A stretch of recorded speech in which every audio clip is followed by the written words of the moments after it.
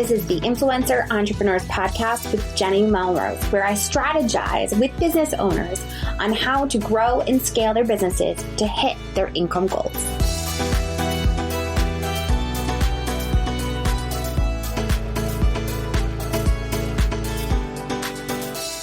This is episode 216 of the Influencer Entrepreneurs Podcast with Jenny Melrose. Today, I am speaking with Tiberia Morris, who is going to be talking to us about how to build confidence in yourself through uncomfortableness. Now, let's be honest, 2020 was an entire year of being uncomfortable. So I'm hoping that you can definitely see how you were able to build your confidence and move forward in your business. We are used to what we went through in 2020. So now all we have to do, there's no big surprises that are going to happen. At least I'm praying that there aren't.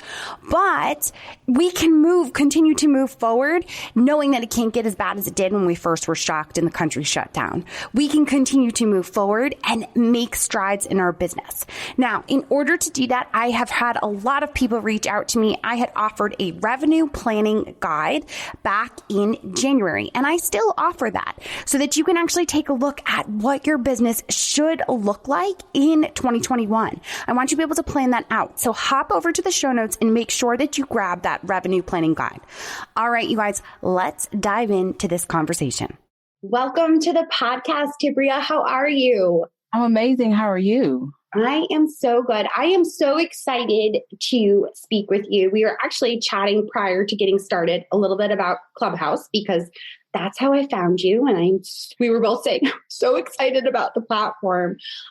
Will you introduce yourself to my audience and tell us a bit about yourself and your business?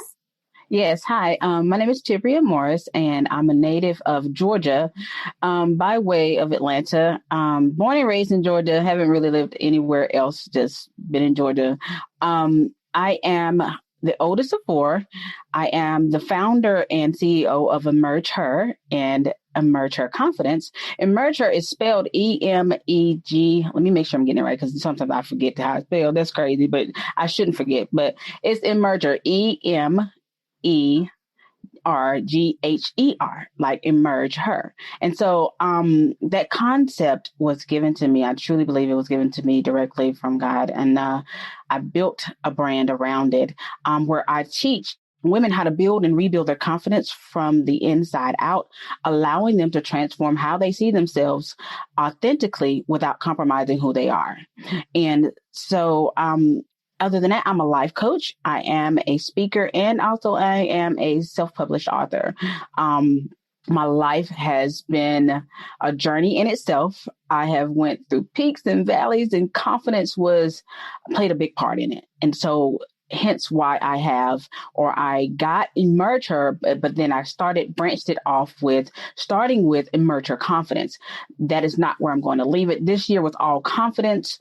Next year, it's going to be either health, wealth, or spiritually. I'm looking at focusing on the whole her, to emerge the her that has been trying to get out and wanting to come out and wanting to emerge, but because of situation in life and things of that nature buries her, and she's screaming to emerge. So hence that's why I created her, or why I was given Emerge Her and Emerge Her Confidence.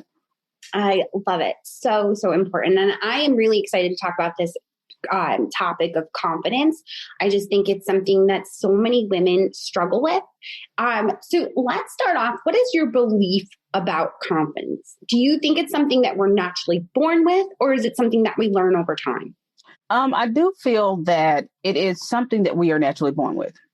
And the reason why I say that is because when we're babies, as we're growing up, when we have to get the confidence to sit up.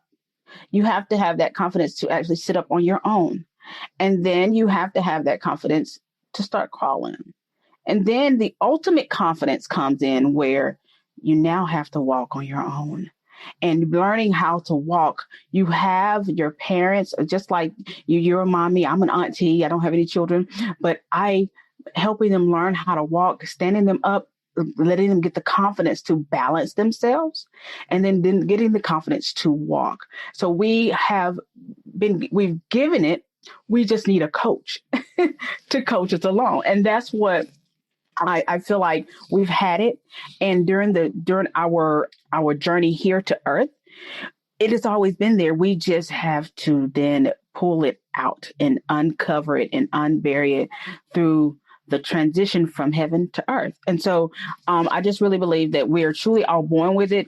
It just takes us tapping into it and having the right coach to coach us along in it. That's why I'm the confidence coach. I love that you talked about the support. And that was such a great example of that child, right? Like they're being able to grow and have that support from someone to kind of guide them along with how to do it. So one of the things that I think I've definitely found with multiple of my clients is that they'll say, it's like peaks and valleys, right? You feel like kind of the way you're talking is that you emerge from it. You are kind of buried by, at times, how confident you are in yourself, especially when it comes to something uncomfortable and something new. So how do we build our confidence in ourselves? I know for me, it took me, I was once weighing in at 401 pounds. I have since lost, and then I lost some, got 375, and then I had gotten married and then got comfortable. And then the marriage ended, very short marriage. And then I ended up not gaining any weight, but I made the decision within the marriage to have weight loss surgery. So I did the gastric sleeve. And so confidence, it really starts with, number one, admitting that you lack confidence. Lacking confidence, it's just like any person who is dealing with anything, you have to first admit it to yourself. This is where I'm lacking. I'm lacking confidence in XYZ. I'm lacking confidence in myself. I'm lacking confidence. And then get to the root cause. Number two, get to the root cause of what brought that on. Because a lot of times, I know for me, it was childhood. I grew up obese, and it was childhood things that buried my confidence. That I didn't love myself. I didn't like how I looked. I didn't like the fact that I was fat. I didn't like the fact that I didn't have boyfriends. And so all of that mounted on and covered that up. And so number one, you go back to number one, you're going to admit that you lack confidence or you don't have it. And number two, you're going to identify where it stemmed from.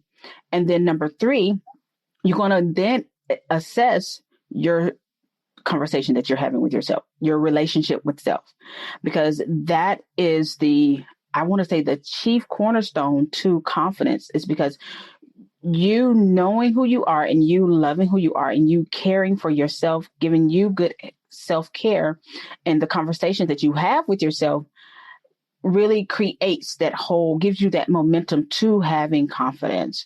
I know I had to create affirmations. That's number 4. Create affirmations. Your healthy self-talk to yourself. I have conversations with me all the time. And I do and I have a conference call. I have a come to Jesus meeting with myself often to make sure that I'm balanced, that my inner world, my emotions and everything is balanced, and that I'm good with me. And I created a journal called Emerge Your Confidence Journal, which is a 90-day guided journal, which every day you write, you're tabulating, how do you feel? Because a lot of how you feel determines how much confidence you're going to have about yourself and with what you're going to do. And then the next thing is have positive self-talk and create your affirmations and do it daily. And that begins to build you up to knowing that I have these stars on my mirror that I have affirmations on that. I am whatever. And I say those stars every day just to give me that boost, to affirm me and know that I am. Know that you are affirmed, and you have to affirm you first. And then other people will begin to affirm you, which add on to what you've already affirmed about yourself. So good. That was the question I was going to ask you is how are you doing your affirmations? What exercise? And that was such a perfect example of how to use it.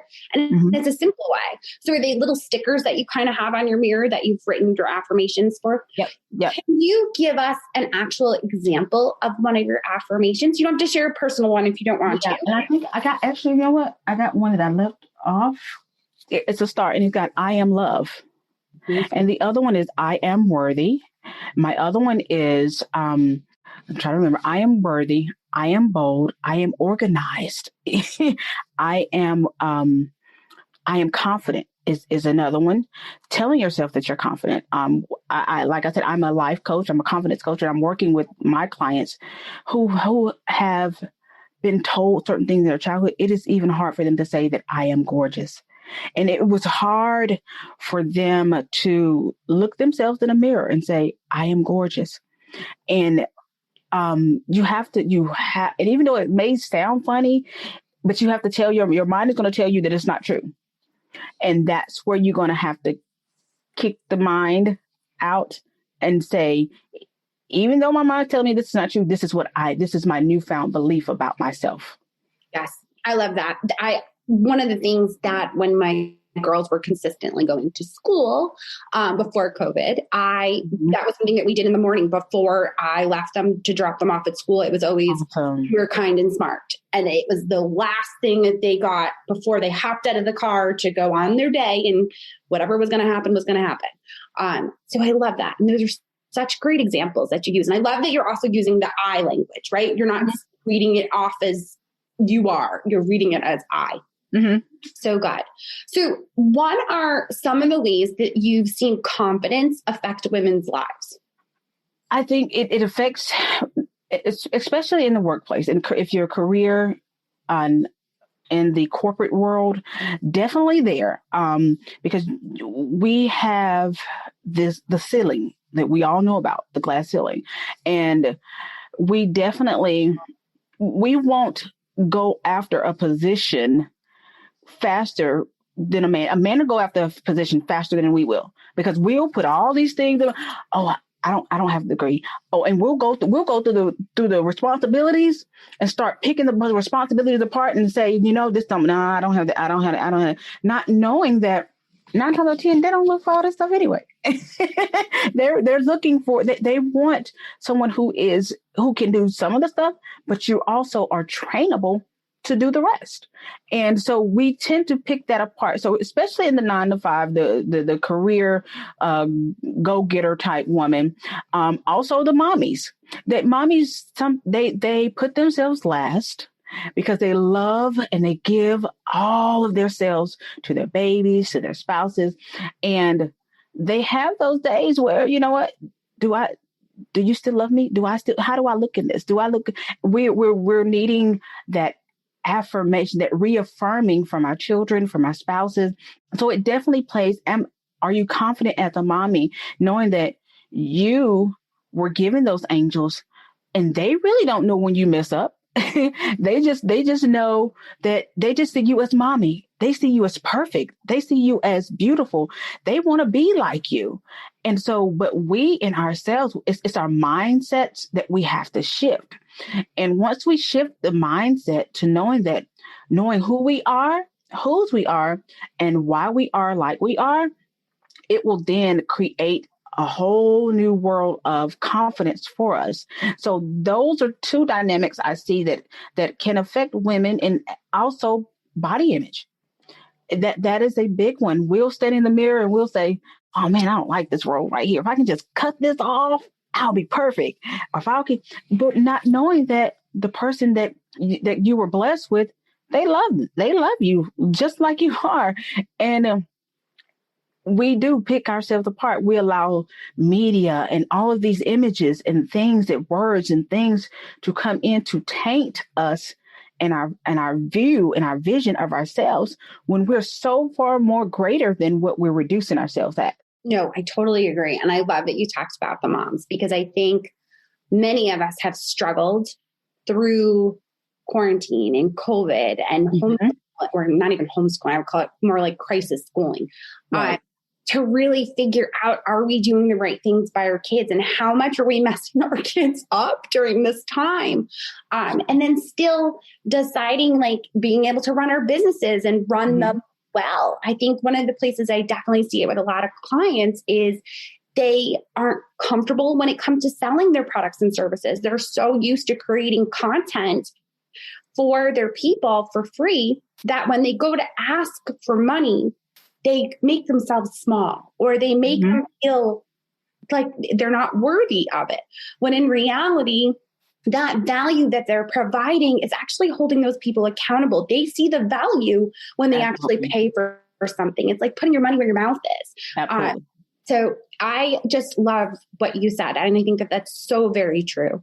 And to the point to the content, I don't know if there's a book out there. I don't know, but somebody needs to write it. Whoever's listening, you may need to write it, and you're getting this for free 99. The Confident Seller. I don't know if there's a book out there. It may be. You may want to Google and see if it's already out there. But the Confident Seller, and the confident seller gets the sale. And so as you're confident with your numbers, you're just confident in your numbers, but you're confident on what you have delivered for others. You have to be just as confident what you deliver for others, that you're confident enough to know that you're confident in what you're delivering for yourself.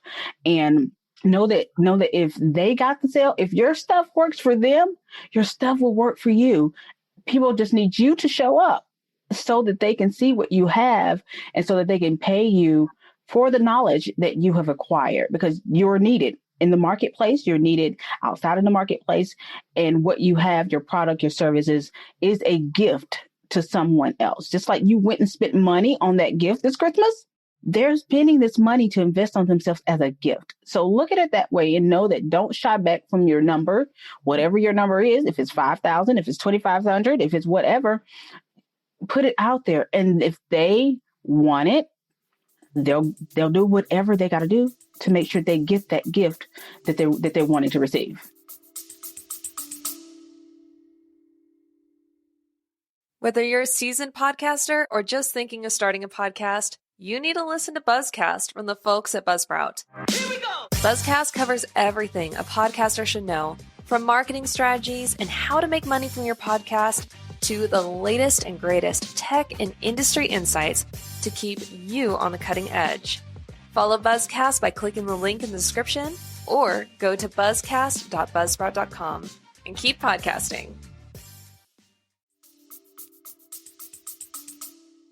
And I love that you used the word someone else. You didn't say everyone else. You said someone else, right? Because I think what people get this mindset of is when they go to put out a product or service, that they're trying to sell it to everyone. And then when it doesn't sell to everyone, they get disappointed and feel like they're a failure and they don't know how to sell. When in reality, if they just tried to sell it to that someone that they created it for, that they knew was their ideal person, it would sell, right? Absolutely. It's what they want. Absolutely. 1 is 1 million. And that's what I coined. That 1 is 1 million. Because if I can get the one, that one will be the 1 million. David only needed one rock. The slingshot in the rock, he just needed one rock.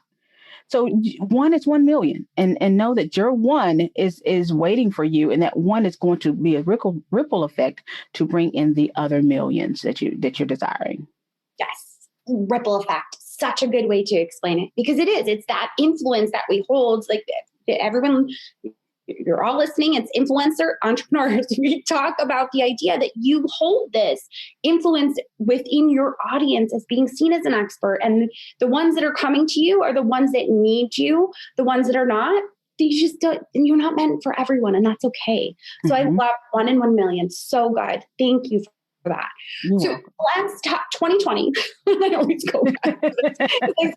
We're in 2020 still right now. We are actually tomorrow. 2 days. Yep. Tomorrow. Yes, tomorrow. New Year's Eve, when we're recording this. So crazy. But 2020 was a year like no other. And I can honestly say that I felt uncomfortable on a daily basis. I questioned myself constantly because things were always changing.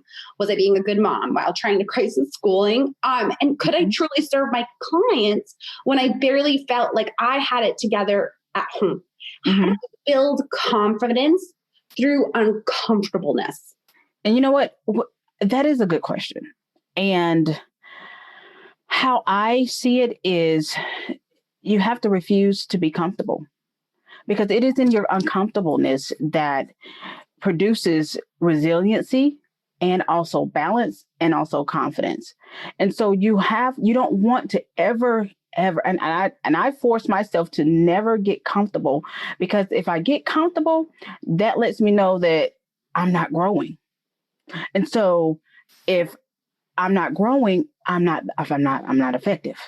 And if I'm not effective, I'm not serving like I'm supposed to be. And so refuse to be comfortable and get uncomfortable. And even though there's some uncomfortableness with doing what you need to do because of the confidence, if you do it anyway, you'll have that confidence to do it. Just like my analogy with the baby. It's uncomfortable. We're trying to balance yourself. They're nervous. They need you to stabilize them. Even with learning how to ride a bike, you put training wheels on the bike. And the training wheels, sometimes they'll lift up so that it can just help guide you. So we have to be in a place to where it's comfortable, but yet uncomfortable. We have to have a balance of both, so that we can have that experience of what it feels like to be comfortable, but also what it feels like to be uncomfortable, but have the confidence in both and be able to move seamlessly through life, through navigating through your career, through your business, through your content. And I know there's a lot of people out there that are introvert, extrovert, ambiverts, and there are so many ways of doing and putting your content out without in each of those phases. So if you're an introvert and you don't like talking on the camera or talking like me and Jenny, then what you would do is you create word videos, things of that nature, or with word videos with your voice on it. So there's really creative ways for you to remain visible and you to be able to still make that impact that you want to make. Even if you don't like selling, do a PowerPoint, show the PowerPoint, have your voice behind it. At the end, you close the deal with offering your program, your services, and they don't ever have to see your face, but they just hear your voice. So just be uncomfortable being comfortable. Be uncomfortable being comfortable, but also in the uncomfortableness, still have a support system that is going to help you through it, and take the steps, take the leap, because you never know what you are preventing others from experiencing from you. The way that you explained being uncomfortable and how it's the way in which you can have your growth, right? Mm-hmm. I can say as an introvert, because not many people would believe that, and I've talked about this before in the podcast, I'm very much an introvert. I will speak on stage at conferences when we do go back to not being COVID anymore, but I'm very much an introvert. And the way in which I have been able to get in front of the camera and do the videos and do the webinars and do all the things where I can give my gift of understanding how to teach is I made myself uncomfortable. And I pushed through it. And I think that uncomfortableness that I went through was the growth that you talked about. It's exactly what it was. And when you're not uncomfortable, you become complacent. Yep. I actually just recorded an episode a couple weeks ago on that. And complacent is not a place for growth. So that comfortable feeling is just so really, truly important. Mm-hmm. Mm-hmm. And that's just like the oyster. In order for it to create the pearl, it has to be agitated. It has to be agitated. So good. Yep. I'm definitely using that as a quote for social media for this episode. Oh my goodness. That was so good. Absolutely. Absolutely. Absolutely. All right. So I love to give my audience actionable items to kind of things they can do right away take away from this episode. Mm-hmm. What is one action they can take today to build confidence in themselves? One action is, I think this is just very important is to acknowledge that you lack confidence and what area do you lack it in? And then seek out someone that can help you build the confidence in that area. Love it. Where are the best places to connect with you? The best places is Instagram, Facebook, and of course, the new phenomenon, Clubhouse, and all at Tiberia Morris, and that's Tiberia Morris, Morris, all together, Tiberia Morris. You can find me on those platforms there. Perfect. We are going to link to all of those in the show notes that people can make sure that if they are listening, hop over to the show notes, make sure that you follow Tiberia all over social media, and definitely if they're in Clubhouse to find you there. As well as you mentioned your journal, we're going to make sure that we link to that because I just think that would be so beneficial for everyone. Okay, awesome. So very much for taking the time to speak with me and to talk to my audience. Thank you. And thank you for the opportunity and for me to even meet you and to meet your audience. So I'm excited for this is not the first, not going to be the last time that we work together. So I'm excited about this. I am as well. Thank you. You're welcome. All right. Well, there you have it. Tiberia had some amazing things to really be able to share with us. There were so many tidbits that after she said it, I'm like, oh, we need that one. That's such a good quote. I love that as an example. You could definitely tell from the conversation that she is a woman that can bring so much value to the table when it comes to really talking about confidence, which is something I know we all definitely struggle in. So if you need to go back, re-listen to the episode, go and do it. Don't be embarrassed. Go back and listen to it. There were so many nuggets that you can take away from that episode. Again, make sure that you haven't already, that you popped over to the show notes and grabbed your revenue planning guide.